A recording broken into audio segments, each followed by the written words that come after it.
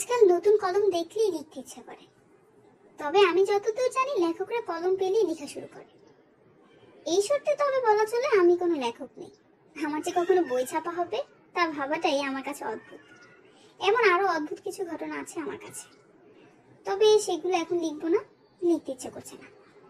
গত দুদিন ধরে মাইশার প্রচন্ড জ্বর।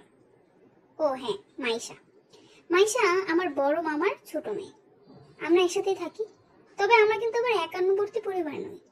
মামার অমানুষ পুত্রকে মানুষ করার জন্যই আমাদের সাথে থাকা। তবে এই অমানুষ কখনো মানুষ হবে নাকি সন্দেহ আছে। বড্ড ফাজিল। আমার বাবা আমাদের ঢাকায় নিয়ে এসেছিল শিক্ষিত সুস্থ মানুষ বানাতে।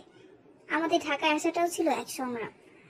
তখন সময়টা 2006। ঢাকার রাস্তায় কারফিউ জারি, আর তখনই আমরা ঢাকায় আসলাম। সিএনজি দিয়ে সকল মালামাল পাশানে পৌঁছানো হয়। একটা ছোট ট্রাকও ছিল। রাতের অন্ধকারের মধ্য দিয়ে ঢাকায় আমাদের আগমন। একজন লোয়ার স্টুডেন্টের নাম্বার 40-এর উপরের তোলাটাই অনেক কষ্টসাধ্য। আর সে যদি 80 পায় তবে তার আশেপাশের মানুষগুলো তাকে এত সম্মান করবে তা বলার বাইরে। এই অনুভূতি পেয়েছি আমি যখন পঞ্চম শ্রেণীতে পড়ি। এখনো একসাথে নাম্বার 40-50-এর মধ্যে আছে, তখনও সেরকমই ছিল। বার্ষিক পরীক্ষা অর্থাৎ পিএসসি এর প্রস্তুতি চলছে। দ্বিতীয় সাময়িক পরীক্ষার রেজাল্ট দিল। সব রেজাল্টে 50-60 এরকম পেয়েছি। তবে বাংলাতে পেয়েছি 92। আমি তো মহা খুশি। আমার বন্ধুদের বলি, আনিসা তোর নাম্বার কেমন রে, কেমন পেয়েছিস?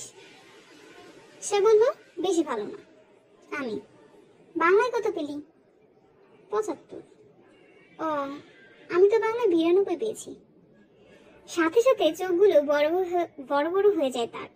অবাক হওয়ার ভঙ্গি এত সুন্দর জানতাম না। এভাবেই সকলের সামনে একটা অন্যরকম ভাব চলে আসলো।